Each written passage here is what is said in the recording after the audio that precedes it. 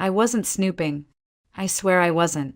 It was nearly 2 in the morning, and I couldn't sleep, not with Miles breathing so steadily beside me, not with the weight of something unnamed pressing on my chest. I turned toward the nightstand, reaching for a glass of water when his phone vibrated.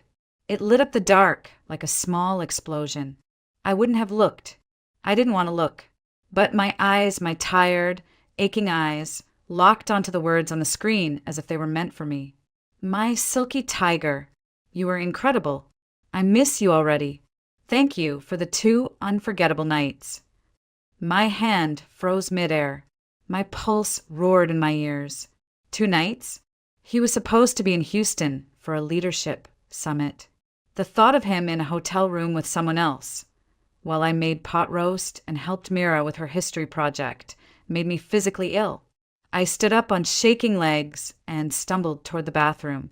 The cold tiles under my bare feet grounded me. I turned on the faucet, cupped icy water in my hands, and splashed it over my face, hoping to wake up from whatever this was. But I didn't wake up. In the foggy mirror, I saw someone I barely recognized. My skin pale, my eyes wild, my mouth slightly open like it wanted to scream, but forgot how. 20 years, I whispered to my reflection. 20 years of my life. I don't know how long I stood there. Eventually, I returned to bed. Miles hadn't moved. He was curled up, peaceful, just like always. Like nothing was wrong. Like everything was still perfect. But something inside me had cracked. Not loudly. Not dramatically. Just enough to change everything. The next morning, sunlight spilled through the kitchen window, making everything look too bright, too ordinary. Miles rushed through breakfast, sipping coffee like it was any other day.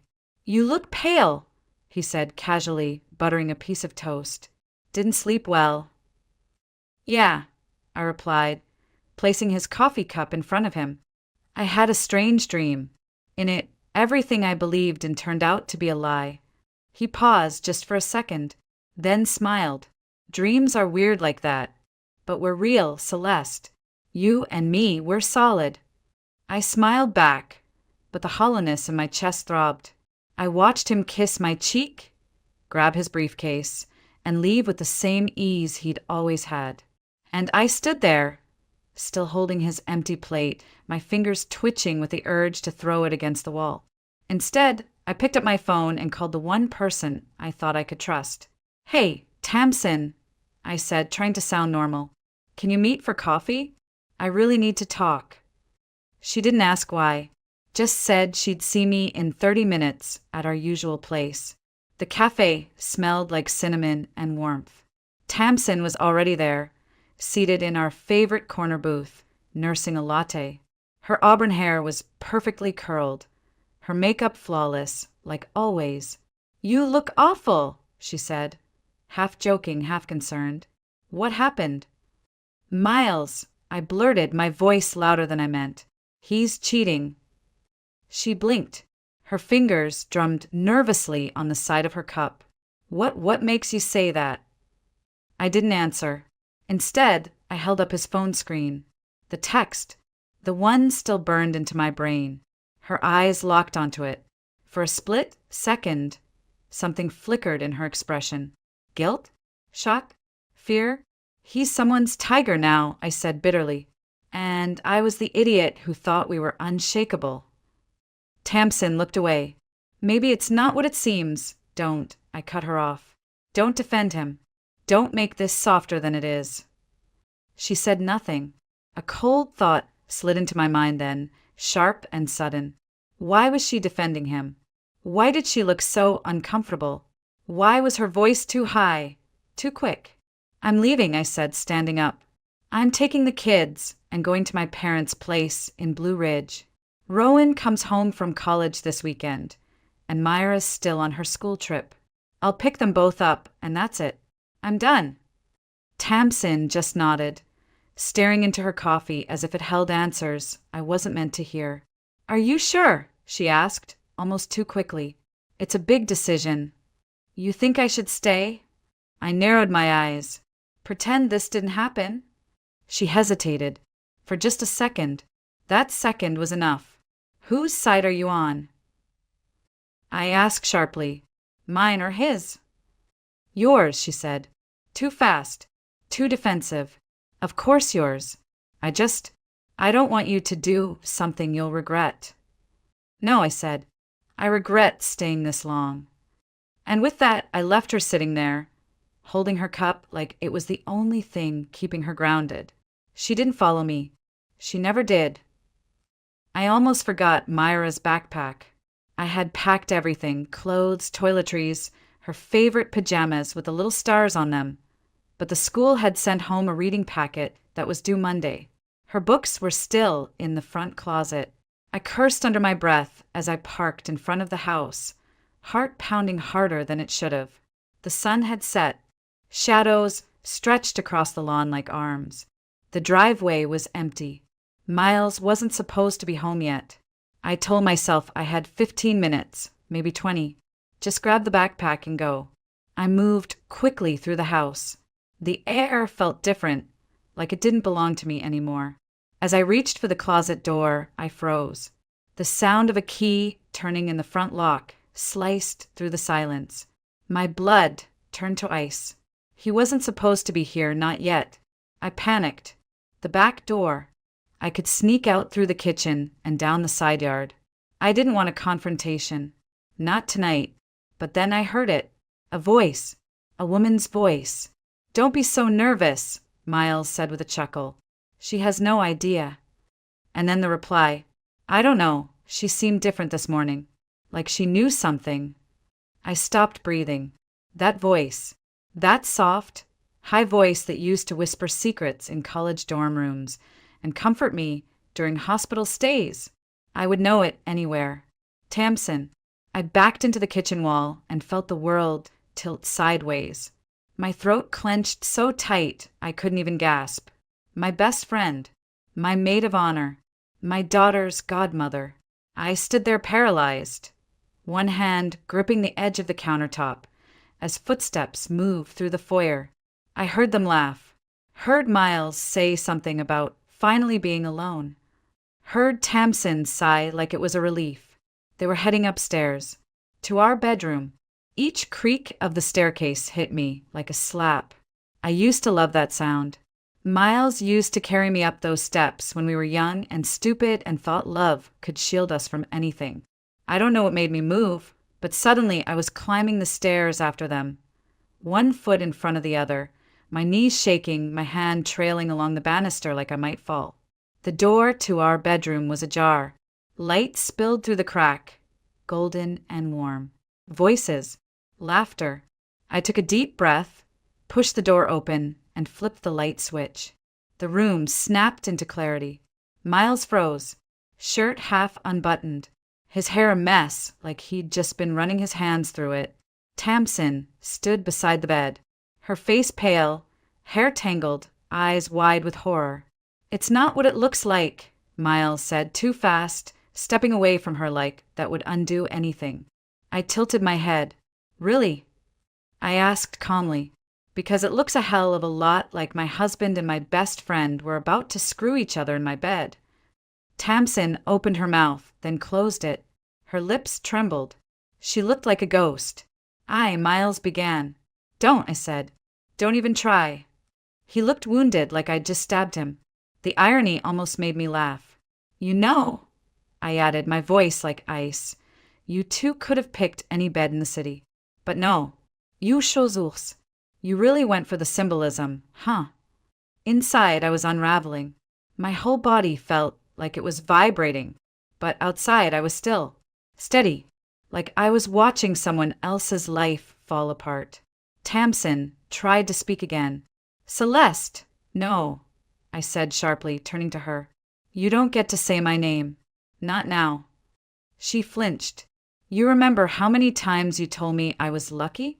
That Miles was a dream husband? That we were the perfect couple? Was it all part of the game? Her lips parted, but no sound came out. Don't answer, I whispered. I already know. Miles stepped toward me. I held up my hand. Don't come any closer, I said. I don't want to hear your explanations. I don't care, because I have both your little texts in my phone now. My silky tiger. My tigress. How poetic. He paled. I packed my things, I continued. The kids are coming with me. You two can have each other. Enjoy your little jungle. And I walked out. He called after me. I didn't stop. I carried my suitcase down the stairs, past the photos we once took in Paris, past the coat Rack Mira helped decorate with stickers. Miles followed me to the door, pleading, "Please, this isn't what you think." "No," I cut him off. "It's exactly what I think." He reached for my arm. "I love you, Celeste." I turned to him, calm as ice. "Too bad you forgot to tell your tigress." Then I opened the door and stepped out into the night. The highway blurred beneath my tires. I don't remember turning onto it, or checking the fuel gauge, or even breathing. My fingers gripped the wheel too tightly. My knuckles were white. The air in the car felt suffocating, thick with memories that had nowhere else to go. I saw flashes of everything. My wedding day, Myra's first steps, the night Rowan got his college acceptance letter. All of it like scenes from someone else's life, someone who still believed in loyalty. A warning light blinked on the dashboard. Low fuel. Of course. I muttered a curse and pulled off the next exit. The station looked like something out of a late-night movie. Empty, too quiet, lit by harsh fluorescent lights that made everything feel sterile and unreal. I stepped out into the night air, cold against my skin. I barely noticed the man behind the counter at first. I was too busy fumbling with my credit card, too busy trying to keep the tears from falling. "Rough night?" he asked, his voice low and steady. I didn't look up. "Why would you say that?" "Because most people don't cry while filling up their tank." I touched my cheek and realized he was right. My skin was wet. I hadn't even noticed. "Sorry," I mumbled. "No need," he said. "Everyone has a bad day. Want a coffee?" "On the house." I hesitated. Part of me wanted to run, to be alone. But something in his voice made me pause. Not pity, not curiosity, just calm. He handed me a paper cup and poured. "I'm Jude, by the way. Owner, cashier, and midnight philosopher." I gave him the ghost of a smile. "Celeste." We sat at a tiny table tucked in the corner of the store, surrounded by dusty maps and racks of beef jerky. The heater hummed softly in the background. "I wasn't planning to tell anyone this," I began, staring down at the steam rising from the cup. "Not for a while. But then again, I wasn't planning on finding out my husband's cheating with my best friend either, so he didn't flinch. Didn't ask for details. Just waited. I told him everything. 20 years of marriage. The message on the phone. The voices in the hallway. The laughter as they climbed my stairs. "I thought we were solid," I said, my voice cracking. He used to hold my hand in parking lots and tell me I made him feel grounded. And Tamsin, she was there for every big moment of my life. My maid of honor. My daughter's godmother. I trusted her with everything. "Sometimes the people closest to us," Jude said quietly, "carry the sharpest knives." I looked at him, startled. "You don't seem surprised." "I'm not," he said. "I lost my wife 5 years ago. Car accident. After she died, a few close friends disappeared. Some reappeared with truths I never wanted." "I'm sorry," I whispered. He nodded, eyes soft. "It's part of why I keep this place. Quiet. Predictable. I talk to strangers. They leave. No attachments. So why talk to me?" He shrugged. "Maybe because you looked like someone who needed someone to sit with her while the world fell apart."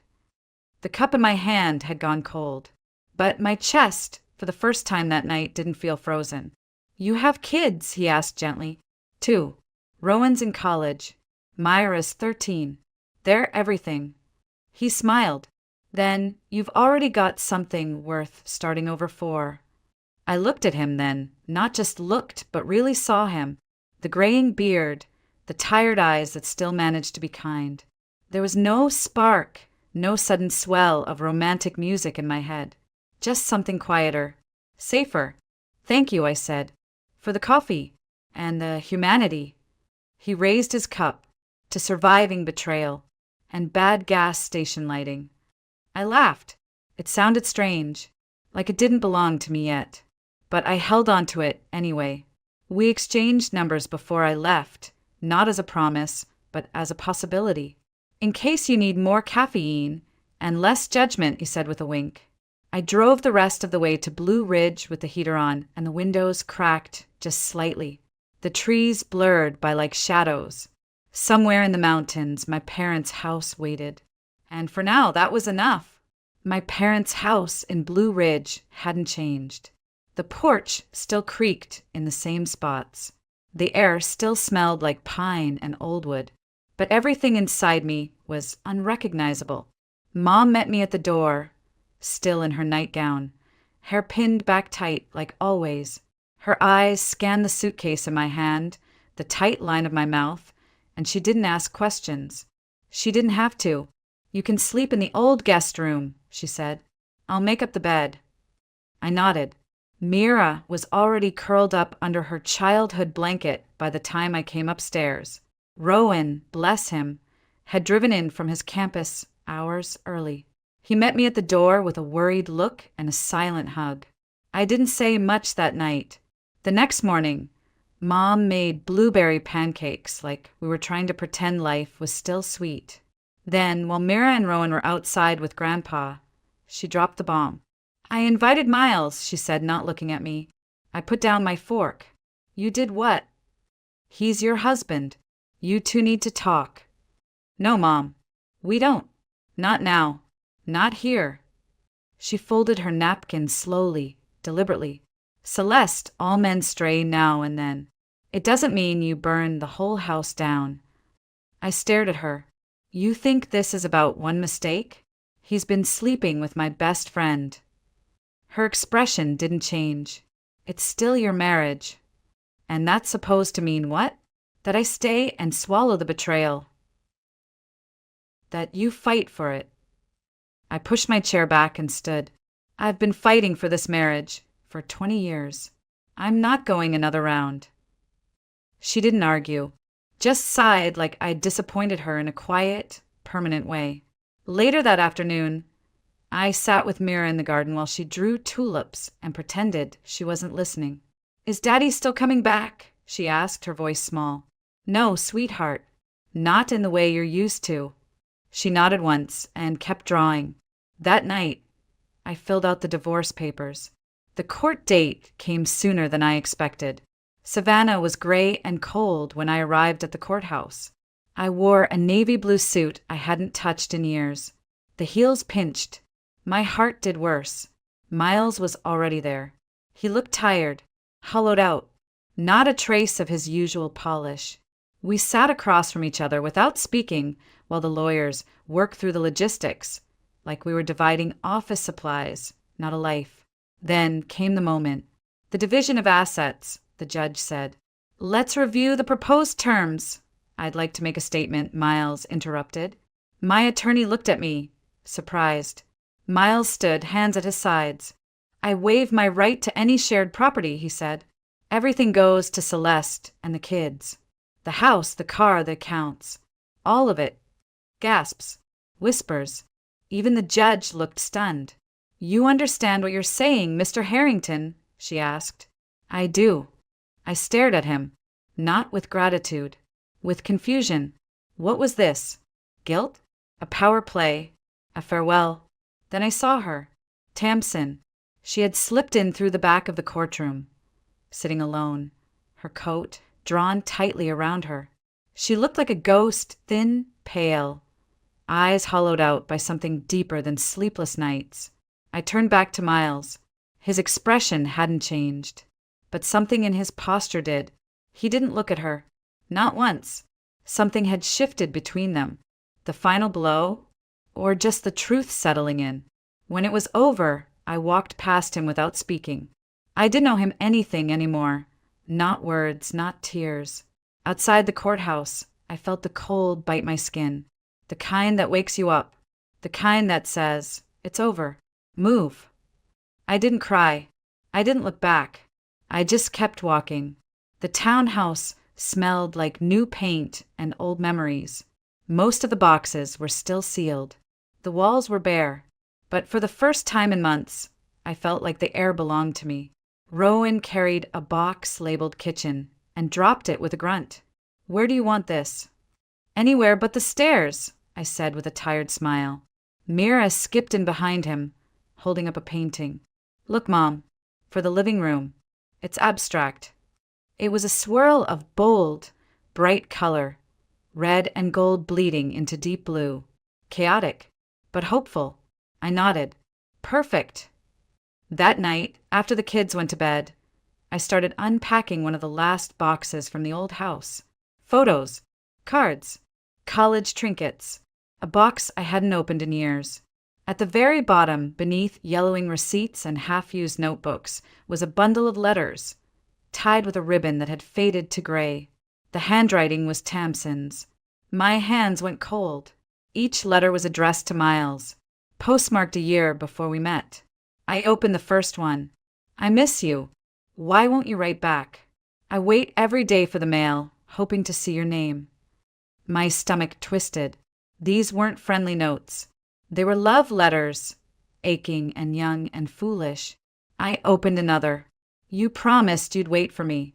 I don't understand what changed. Please, if you've moved on, just say so." Another. "I guess I have my answer now. You're gone, but I won't forget." The last envelope held a photo.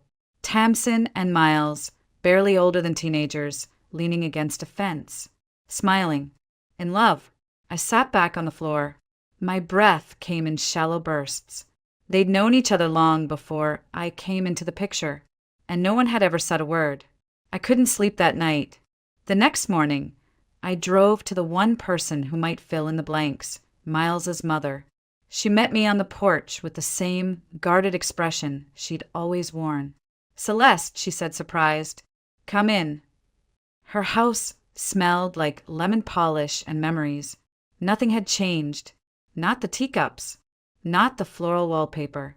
"Did you know about them?" I asked bluntly, skipping the pleasantries. She blinked. "About who?"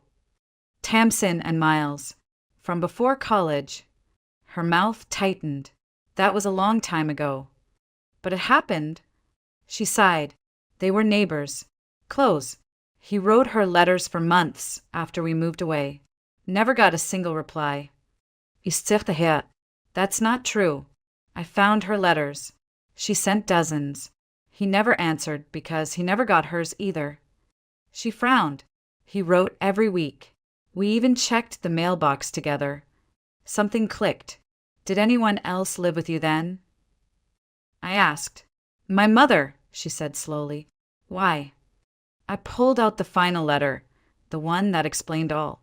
It wasn't from Tamsin. It was from her grandmother, to Tamsin's mother. I intercepted all his letters.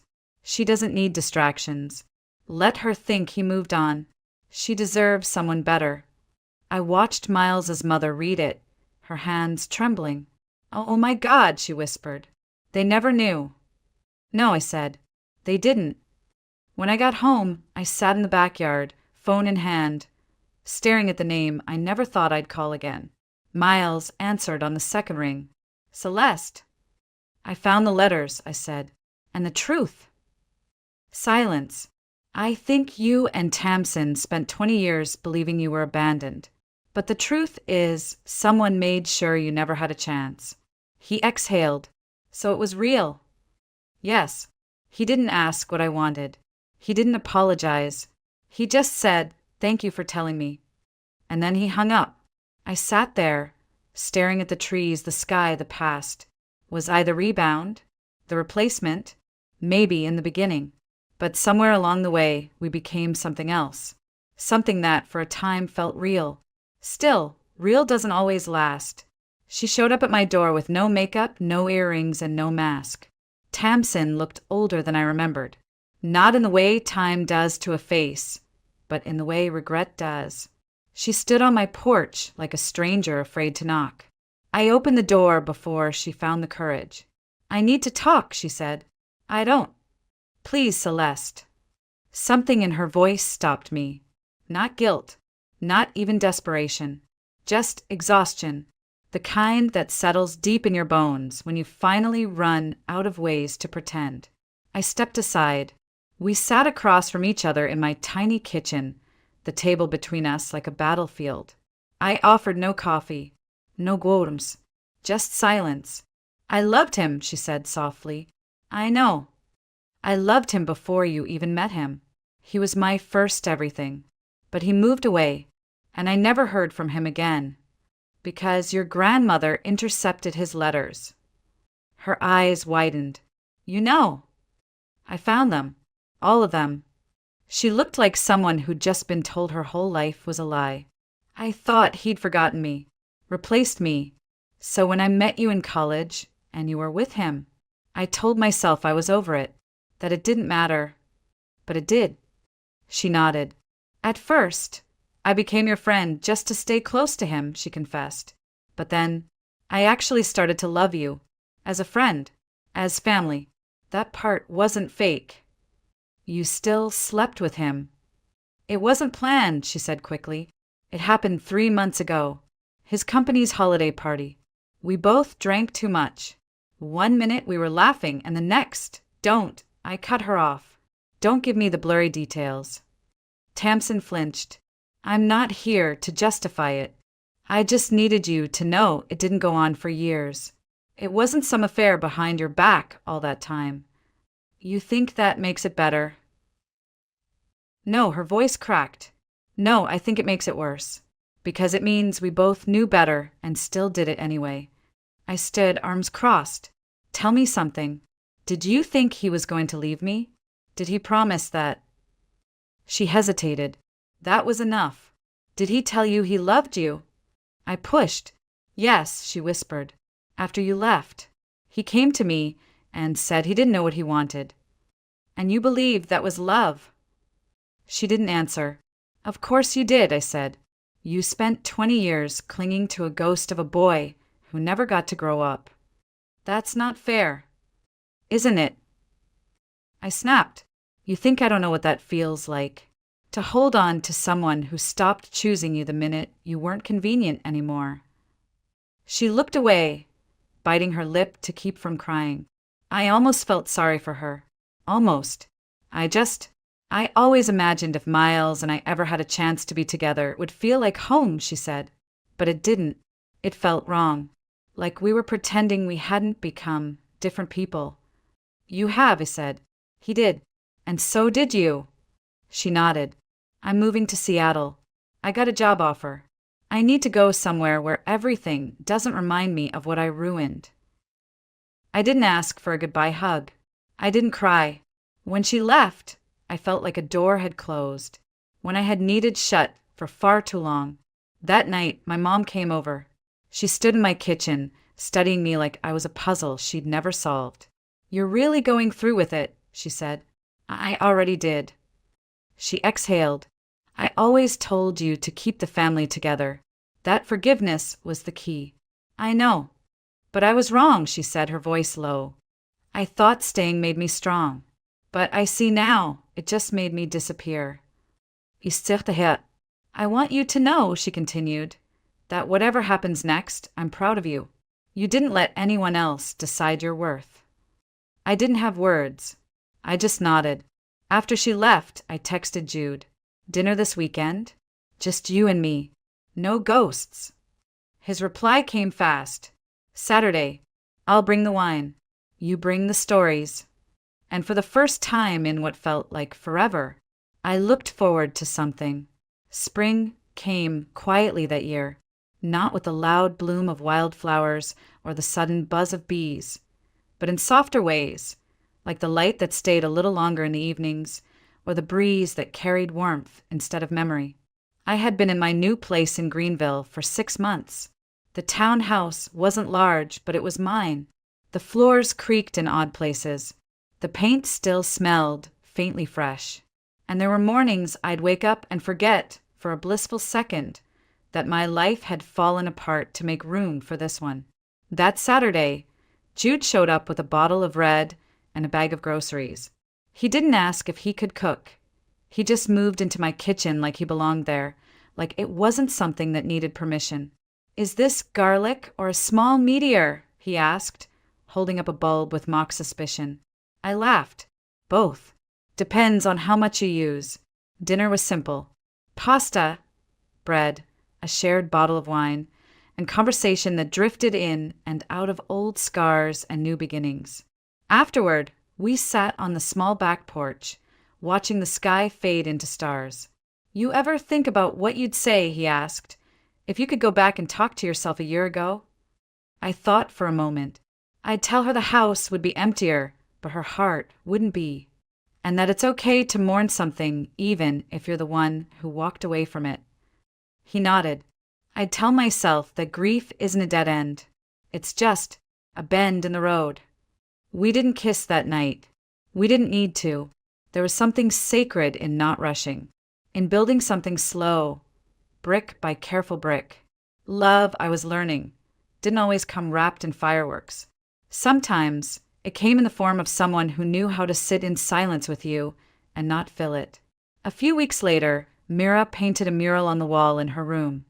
Blues and golds and soft whites. She called it Mom's Fresh Start.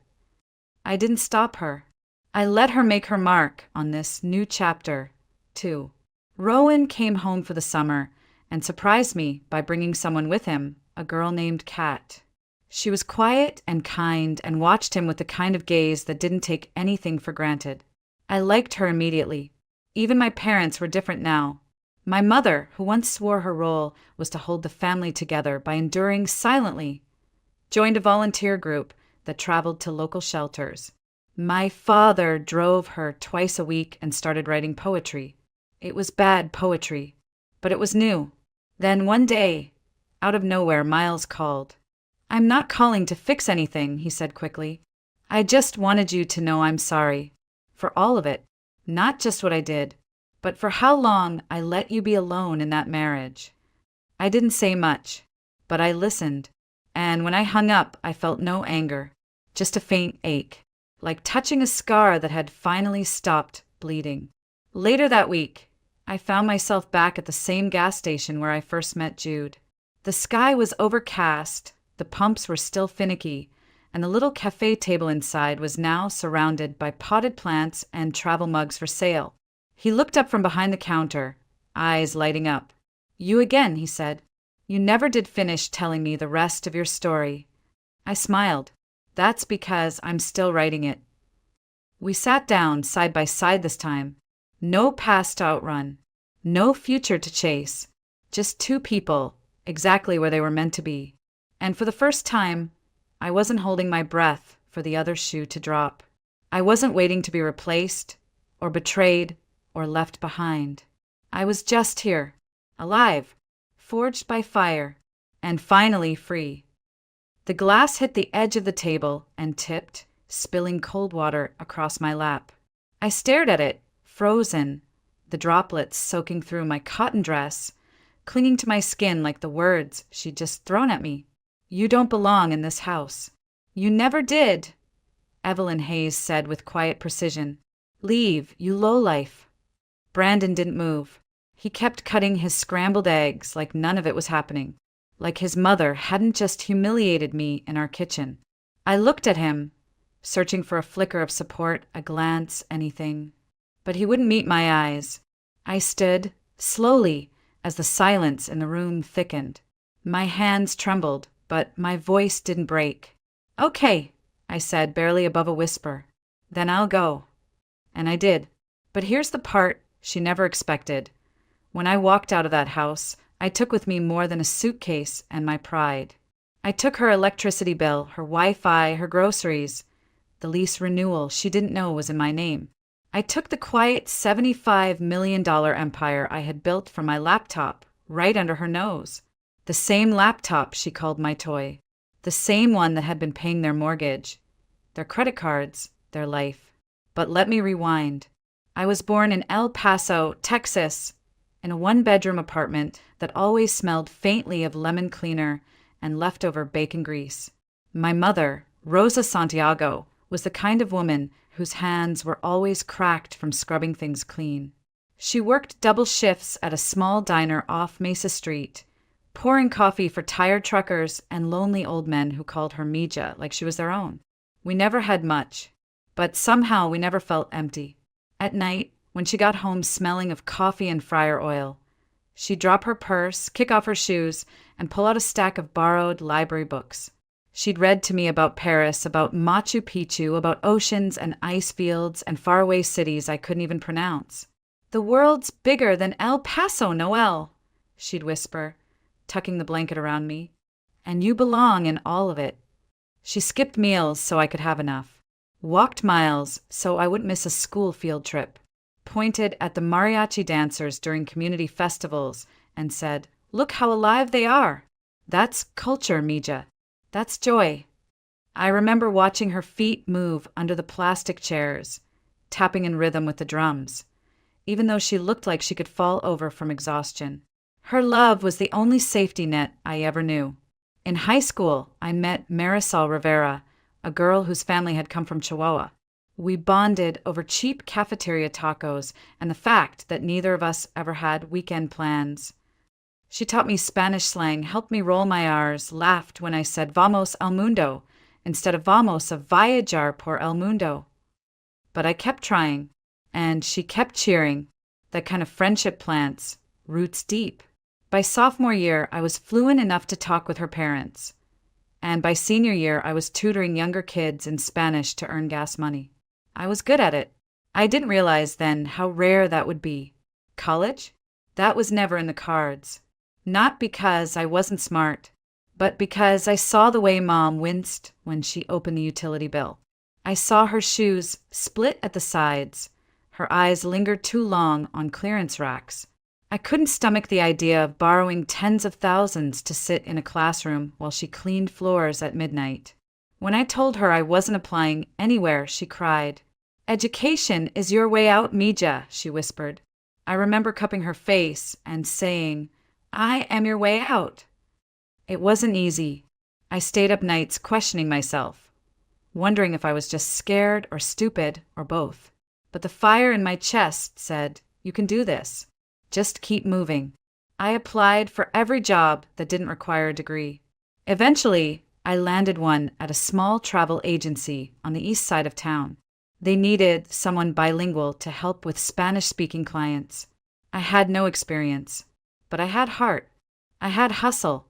The first time I booked a family's trip to Costa Rica, translating each detail with care, I saw the joy on their faces and thought, "This is it. This is how I'll bring the world to others. This is how I'll bring it to Mom." I worked long hours, paid attention, learned every trick, watched how my boss negotiated rates, how she handled difficult customers, how she upsold upgrades like a magician. I soaked it in like a sponge. No one saw it yet, not even me, but something was starting to grow. Quietly beneath the surface, it wasn't glamorous at first. My desk was wedged between a flickering vending machine and a file cabinet that always stuck. But I didn't care. I was booking honeymoons, family vacations, quinceañera cruises, transporting people to places my mother and I used to only dream about. Within a year, I was managing entire itineraries by myself. Then I pitched an idea, an online platform to automate custom travel plans for bilingual clients.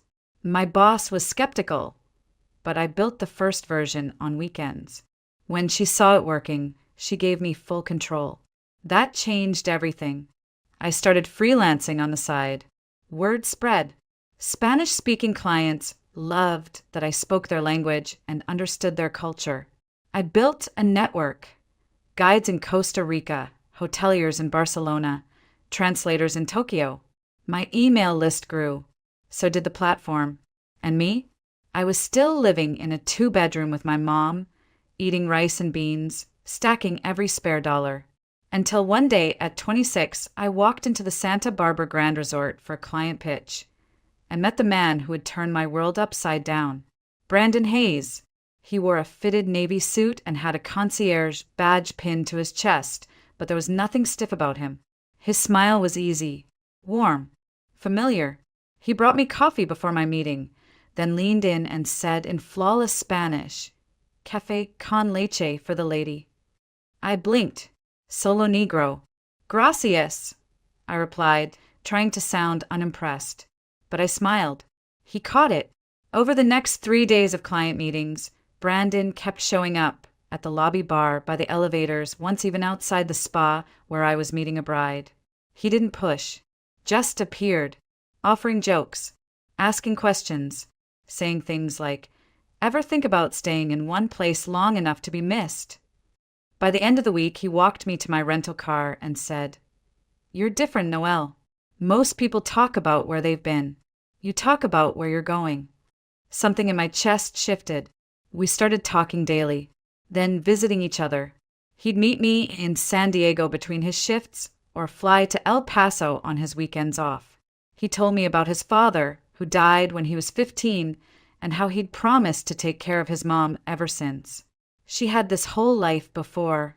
Parties, travel, a country club membership, he said. When Dad passed, it all stopped. Now it's just me. I listened. I understood loyalty. I lived it.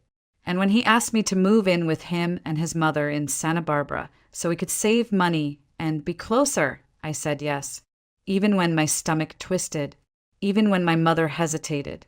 "Be careful, Mija," she warned over the phone. "Loving someone is not the same as being responsible for their family." "I can handle it," I said. I believed that. The house was beautiful, if a little too perfect. Ivory curtains, glass vases, framed golf course landscapes. It smelled like lavender and lemon wax and silence. A silence you didn't dare disturb. Evelyn Hayes, Brandon's mother, met me in the parlor, sitting erect on a velvet chair like a judge awaiting a confession. Her hair was silver and sculpted tight, her blazer sharp enough to draw blood. She extended her hand without standing. "You must be Noelle." "I am. It's so nice to finally meet you, Mrs. Hayes."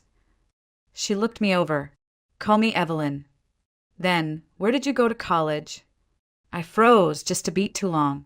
I didn't attend. I started working after high school. Her lips thinned. How practical. There it was, the crack in the porcelain. Brandon didn't notice, or pretended not to. He just wrapped his arm around me and said, "Noelle runs a travel business. Super successful. She's brilliant." I smiled, but Evelyn didn't. Later that week, when I moved in, I found a note taped to the fridge. "No shoes in the house. Floors must be cleaned every morning. Crystal is off limits. Evelyn." I laughed, at first. Then came the whispered instructions. The frowns when I added too much pepper. The way she always seemed to need something when I had a Zoom call. And the way Brandon brushed it off. "She's old-fashioned," he said. "You know, set in her ways." I told myself I could adapt, that I was a guest in her world, and she'd warm up eventually. But I didn't know then that I was already being measured, that my worth was being calculated not in love or effort or contribution, but in pedigree, in degrees, in usefulness to her agenda. And in her eyes, I was coming up short. Living with Evelyn was like waking up every day to a test I hadn't studied for. There was always something wrong. The way I folded towels, the brand of olive oil I bought, the music I played while working. She'd appear in doorways like a shadow, arms crossed, asking questions that weren't really questions. "You work from your laptop, right? So you have time to vacuum before noon." I'd nod, smile, try to breathe. "Of course." But not too loud. "I'm watching my shows." Then she'd vanish, leaving the scent of expensive perfume and the chill of being watched. At first, I adjusted. I cleaned around her schedule. I kept calls on mute. I cooked meals without garlic because it lingers too long. I reorganized the pantry the way she liked it, even though it made no sense. I was trying. Meanwhile, my business was blooming. The travel platform I'd launched quietly from my bedroom in El Paso was evolving. I'd hired 2 part-time assistants, then 4, then a remote tech team to handle the back end. I started landing corporate clients, law firms, nonprofits, even a few celebrities who wanted discreet, luxury travel plans with bilingual support.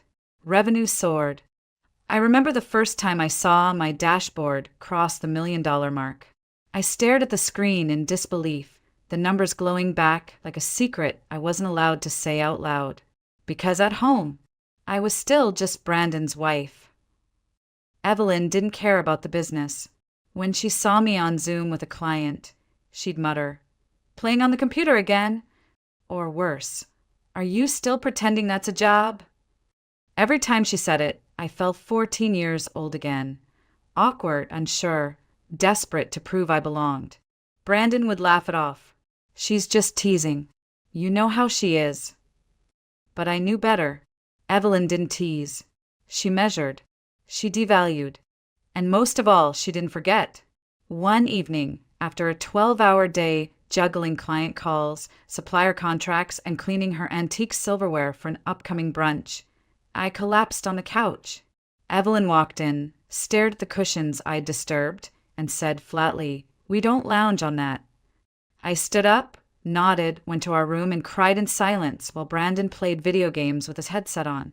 He never asked why I was quiet anymore.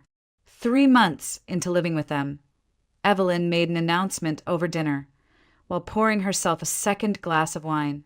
"Brandon and I are planning a trip to Italy," she said, swirling her glass. I blinked.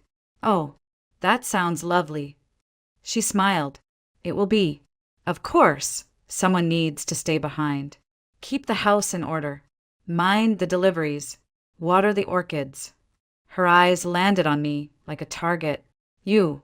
I waited for Brandon to step in, to say it was a misunderstanding, to explain that I was part of the trip, too. He just cleared his throat and said, "It's only 10 days, babe. Mom really wants to see Florence again. It was Dad's favorite." I pushed my plate away. "So, I'm not invited." "It's not like that," he said, already uncomfortable. "You've been tired lately. Maybe some quiet time here would be good." Quiet time. Alone in a house with a woman who measured my worth in coasters and curtain folds. That night, I lay awake, staring at the ceiling fan, counting its rotations like heartbeats. I couldn't tell what hurt more, the exclusion, or the fact that Brandon didn't even see it as wrong. When I brought it up again the next morning, hoping he'd reconsider, he sighed. "You're being sensitive, Noelle. It's a trip. Stop making everything into a drama." I stared at him, feeling something inside me fracture. This wasn't just about Italy. It was about who I had become in this house. Invisible, unacknowledged, disposable. I wasn't his partner. I was his mother's helper. And I was done pretending it was fine. But I didn't say that. Not yet. I tucked it inside, let it burn slow. Later that week, over breakfast, I decided to speak directly to Evelyn, to confront the quiet cruelty. I sat down across from her, my voice calm, my hands folded. I wanted to ask, were you planning to exclude me from the trip? Evelyn didn't flinch. She took a sip of tea and smiled thinly. If you wanted to come, you could have said so. No need for theatrics. I'm not being theatrical, I said softly. I just want to understand. Brandon walked in mid-sentence, setting down a bag of groceries. What's going on? Your wife is having another outburst, Evelyn said smoothly. I turned to him. Brandon, do you think it's fair I was never included? He looked between us. Can we not do this right now? And then Evelyn leaned forward, her voice suddenly cold and sharp. Honestly, Noelle, do you really think you belong in Florence? That's a trip for people who understand art, history, sophistication, not people who think typing on a laptop equals success. Let's be honest, you're not exactly a woman of substance. My heart stilled. The words landed like stones, each one heavier than the last, and Brandon said nothing. That silence, that was the moment I knew. Something was going to break, and it wasn't going to be me. The The next morning, I didn't get up early to mop the kitchen floor.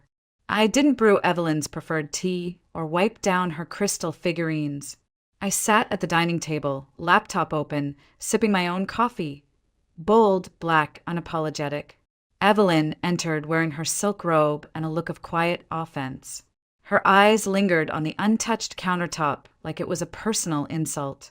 Brandon joined moments later, scrolling on his phone, oblivious to the storm building in the room. I waited until we were all seated, the air tight with silence. Then I closed my laptop and looked Evelyn straight in the eye. "Let's not dance around this anymore," I said. "You don't want me to come to Italy. You've made that clear." Evelyn didn't blink. "I simply assumed you had responsibilities here." I held her gaze. "You mean cleaning your silverware?" Brandon looked up, frowning. "Noelle, don't start." I turned to him. "You didn't stand up for me. Not once. You let her talk down to me day after day. Do you even realize how that feels?" He sighed. "She's just opinionated. That's who she is." "No. She's cruel," I said flatly. "And you? You're complicit." Evelyn set down her fork with a delicate clink. "Maybe this arrangement isn't working anymore. If you're this unhappy, perhaps it's time you reconsider your place here." My voice dropped. "My place?" She leaned forward, her tone like frost. "You're not family, Noelle. You're a charity case Brandon brought home. No degree, no refinement. Pretending your little laptop hobby makes you accomplished. You're a leech." The word echoed. Brandon's fork froze midair. But still he said nothing. That was all I needed. I stood slowly, pushing my chair back. My heart thudded hard, but my face was calm. "Fine," I said. "I'll leave." Brandon finally looked up. "Wait, what?" "I'm done," I said, "with all of this." I walked to the bedroom, grabbed my duffel, and packed only what I needed. My laptop, my passport, a few clothes. I left the rest, the designer handbag Evelyn had mocked, the gifts Brandon never understood, the framed photo of our wedding day that no longer felt real. At the door, Evelyn watched me with arms crossed. "You'll be back," she said. "Life's expensive out there. You'll learn that." I paused. "No, Evelyn, you will." And I left. I didn't slam the door. I didn't cry in the driveway. I just walked to my car, started the engine, and drove to nowhere, to everywhere. The moment the house disappeared from my rearview mirror, the weight lifted from my chest like a fever breaking. They thought I was leaving with nothing, that I was the one who needed them. They had no idea what I'd built. 3 months passed. I moved into a short-term rental near Santa Cruz. Quiet, sunny, private. I rebuilt my routines, expanded my client base, launched a new version of the platform that offered curated cultural experiences led by locals across Latin America and Europe. Revenue spiked. My tech team grew. We hit $10 million, then $25, then $50. By the time we hit $75 million in total valuation, I was sitting barefoot on the deck of a villa I now owned in Kauai, watching the Pacific stretch beyond the cliffs like a living postcard. And then my phone rang, an unknown number. I picked up. "Noelle," came Evelyn's voice, sharp and frantic, stripped of its usual superiority. "Something's wrong. The power was shut off. The water bill's overdue. The bank is calling about default notices. What's happening?" I leaned back in my chair, let the ocean breeze roll through my hair. "You mean you didn't know?" I said calmly. "I was the one paying the bills, Evelyn. The mortgage, the utilities, even the subscriptions you think magically appeared on your TV." She went silent. Then, in a stunned whisper, "Brandon said he was covering everything with his job at the resort." I let out a small laugh. "Brandon makes $42,000 a year. Your wine bill alone was double that." She was breathing hard now. "But you didn't say anything. Why didn't you tell us?" "Would it have mattered?" I asked. "You didn't care when I was working, 16-hour days. You just saw someone beneath you, someone to command. There was a pause, then a whisper. Can you fix it? I didn't answer right away. I could hear the desperation, the cracks in her pride, the very thing she'd used to measure everyone else, now crumbling. Brandon's voice came next, muffled and weak. Noelle, please. You're my wife. We're family. I closed my eyes. Not anymore, Brandon. This call, it's international. You'll see the charges. Click. The line went dead.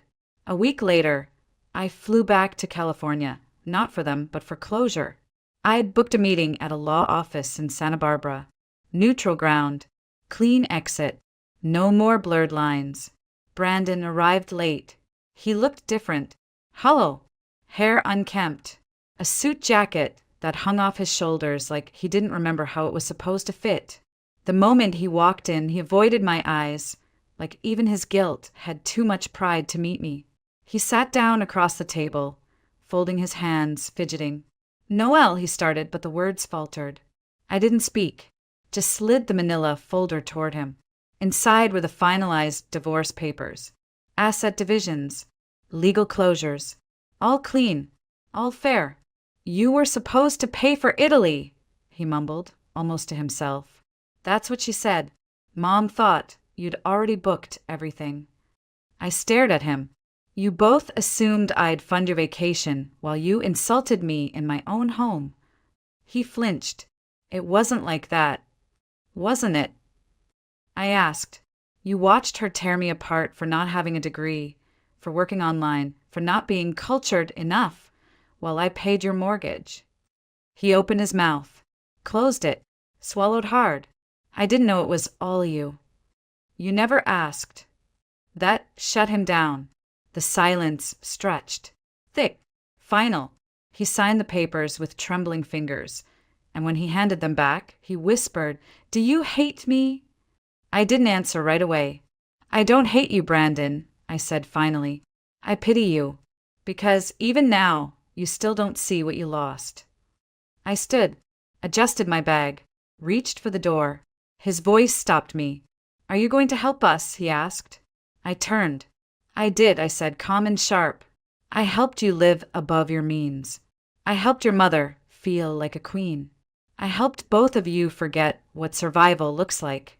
I walked out, not needing to slam the door. The weight of my absence would hit harder than noise ever could. By the time I reached the elevator, I felt at peace. A rare, earned kind of peace. Later that week, my attorney sent confirmation that the divorce had been recorded. Brandon and Evelyn would now be responsible for the house, the taxes, the utilities, the debts racked up under Evelyn's spree of designer purses and imported wine. Over $440,000 in debt. I could have helped, could have erased it with a few keystrokes. I had the means, but I also had boundaries. They called me a leech while bleeding me dry. No more. I heard through an old neighbor that Evelyn had taken a job as a showroom assistant at a local boutique. Brandon picked up a second shift at the resort, working late nights now. I didn't rejoice in their struggle, but I also didn't save them from it.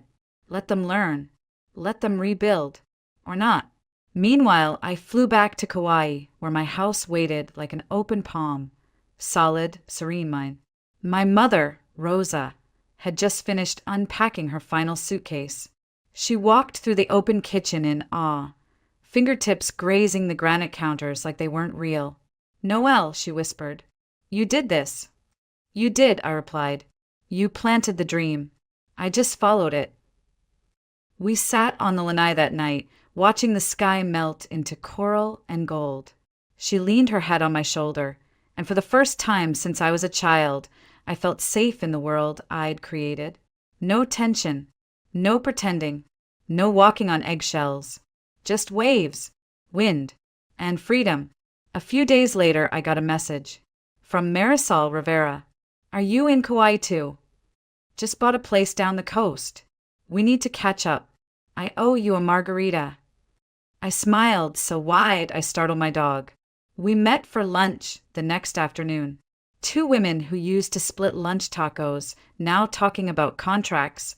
business scaling, investor meetings. Marisol was now a CEO of a global event planning firm, with clients across Europe and Asia. She'd brought her parents to live with her, too, same as I had. That night, she toasted over the fire pit. To every girl who was underestimated and every woman who turned that into a superpower. We clinked glasses. Later, she told me Evelyn had posted on Facebook about struggles and how some people walk away when times get tough. I didn't reply. I didn't need to. I had already spoken the loudest way I knew how, by living. It's strange, isn't it? The way some of the most painful endings turn out to be the cleanest beginnings. Every so often, I still get emails forwarded from the old family account, overdue statements, final notices, a desperate promo for some debt consolidation miracle. Evelyn probably clicked on by accident. I don't open them. I just forward them to their new billing address and go back to sipping my pineapple juice by the ocean. There's a new rhythm to my days now. In the morning, I walk along the cliffs, barefoot in the cool sand, thinking of how far I've come from the streets of El Paso. I check in with my teams, 47 employees across 8 countries, all remote, all thriving. I write newsletters for my clients, sharing insider tips for hidden markets in Oaxaca or sustainable eco-resorts in Patagonia. At night, I cook dinner with my mom. She hums when she stirs, like she used to when I was 5. Sometimes we dance in the kitchen, just because. She's rested now, radiant. She no longer smells like grease and exhaustion. She smells like hibiscus oil and roasted garlic. And me? I've never been more myself.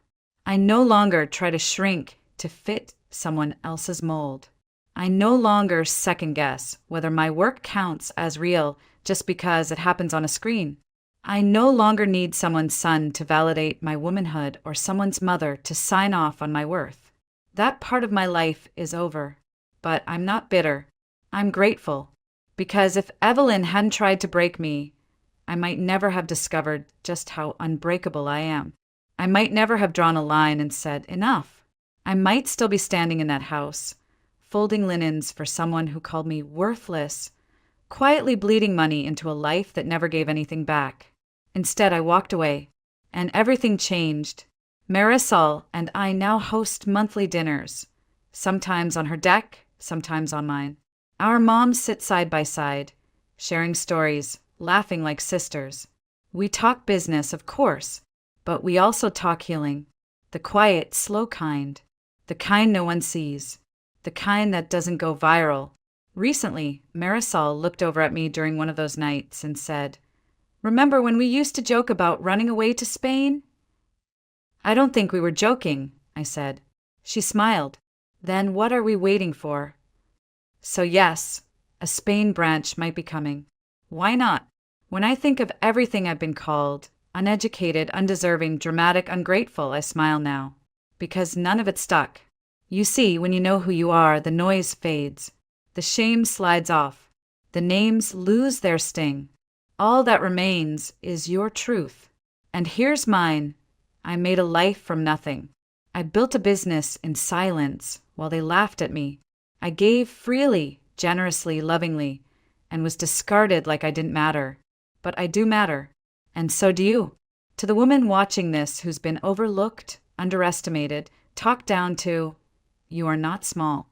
You are not invisible. You are not less than just because they couldn't see your value. Sometimes the greatest power you can claim is to walk away, not in anger, but in clarity. Not to destroy them, but to save yourself. To choose peace over performance. To stop watering deserts and start planting in places where you can bloom. I hope my story reminded you that it's never too late to rewrite the narrative. That being called a lowlife by someone who never lifted you might just be the best blessing in disguise. So go, build the life, chase the dream, make the money, take your mama to Hawaii. And when they come crawling back, looking for the woman they once dismissed, smile and let the waves answer for you. Thank you for being here. If my journey resonated with you, if you've walked through heartbreak, betrayal, or quiet triumph, hit subscribe. Join me. We're not just surviving anymore.